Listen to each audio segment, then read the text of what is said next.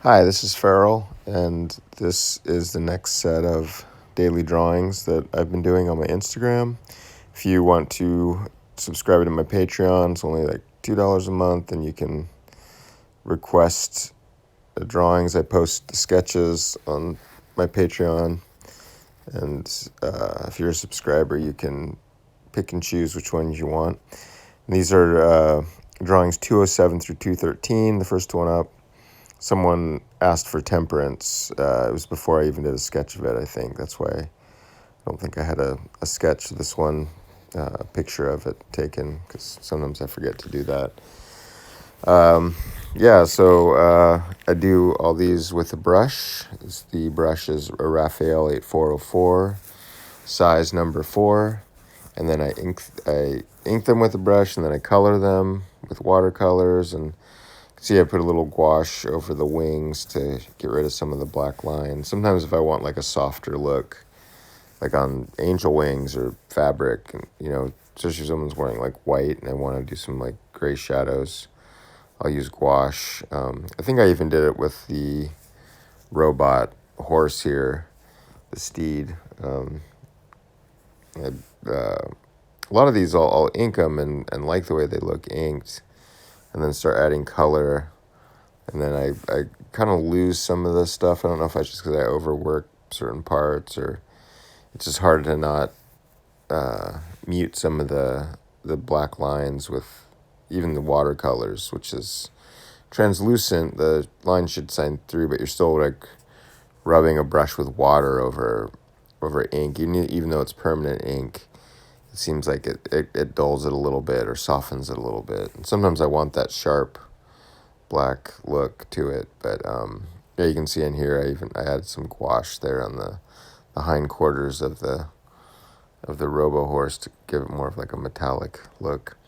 This one here, the emperor, you can see I changed the drawing from the first one to the second one. I made those goat his ram chair. I actually added legs and stuff to it. Originally just had heads, and this one I had up on my Patreon for a week, and it was like the only one no one requested or asked for. So I think I redid the drawing, and I did a new post and was like, okay, I'm doing this today, and I think someone requested it right after I posted it. So it was like while I was working on it that day. So normally with these, I look at the traditional tarot. I just basically go on Wikipedia. I don't really know. I think I've mentioned this before. I don't really know very much about tarot cards. I don't necessarily believe in like the metaphysical aspects of them. I don't really know enough about. I don't think about that kind of stuff really. Like, pretty much an atheist. And I that goes as far as like any kind of spirituality. I don't judge anyone else for having a belief system. I think it's personal, but I'm basically an ignorant person with this stuff is what I'm trying to get at. And I like a lot of the imagery though, and I feel like it seems like it's a good way to organize one's thoughts, like to help yourself like think about stuff you're going through, or like why you do things. And it seems like it's a good coping thing, or an interesting thought process. But anyway, I look at the traditional cards, and look at the descriptions and try to figure out like what stuff's necessary, or what stuff that someone doing tarot would actually be okay with having or wanting in there. But so I'll try to keep some design elements basically, and then other things where I don't feel like, well, that doesn't really matter, I'll get rid of it. And on this one, I think I didn't even look at the I must have looked at the original card or the traditional card, but I don't think it had those like floating crystals in the background. And I think there was some kind of ram head thing on the throne, and I don't know what the color scheme was. I know he was holding that Ankh type scepter in one hand, and maybe he had like some kind of orb in the other hand. I don't know if I added that or not, but I thought it would be cool to just have his robe be sort of white, his robes be white, and him have a beard, like a big white beard. So I left his robes mostly white colored, and I think I made his armor gold, along with the ankh and his crown and stuff. And then just kind of going with the theme of having green crystals and stuff for the Empress. I gave him some green crystals in the background, and I like the color scheme that I had there too, with the sort of pastels on the robe. This one, Wheel of Fortune, is a lot closer to the traditional tarot than the last one. I think it seemed like in the original one everything was sort of around the same size, and I kind of made more of like a hierarchy with sort of the demon character and the snake, making them bigger, and then sort of making all the other 5 elements in the card smaller, and the angel being the smallest. I guess the angel and the cow and the sphinx.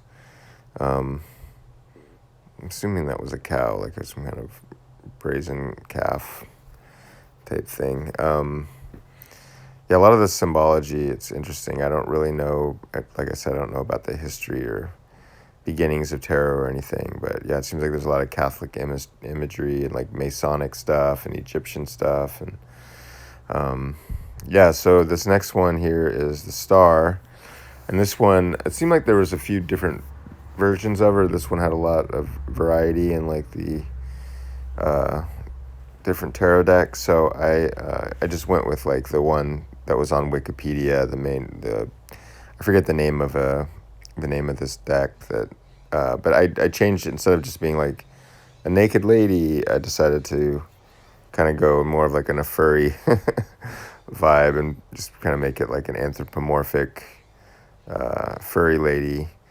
And instead of these fancy urns that are pouring water, I just used like plastic looking jugs to pour the water out on the ground. I'm not exactly sure what that symbolizes. I'm not sure at all. I don't know anything about it, what it symbolizes.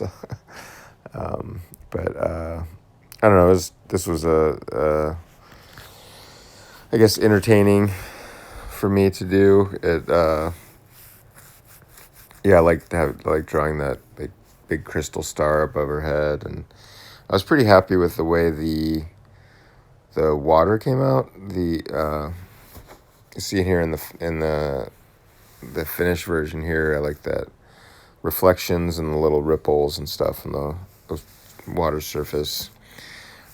This one is the penultimate one here on this grouping, and this is one of my favorite. These last two actually are my favorites that I've done, I think, in a while, or if not all the tarot cards. And this one I decided it was the Ace of Wands, and the original or the traditional tarot just had a hand, like a disembodied hand, coming out of a cloud holding the staff, which was like, I guess symbolizes like 1, because it's like ace is 1 and 2, 3, 4, 2 of wands, 3 of wands. And instead of just drawing the hand, I was like, well, it seems kind of boring, so I'll put in my character Blam Dabbit, he's got this sort of astral form that he takes sometimes, and so I thought, that would kind of go along with the ghostly hand, as I'll use this character who can just kind of have a spirit form floating in the cloud. And I almost like that better than what actually I ended up doing. I ended up working on it a while after that. I'm happy with the finished result, but there's something about, especially when you take a picture of it as opposed to scanning. When you scan it, it's a true representation of what the image looks like, but there's something about the high contrast of the photograph that is kind of nice too.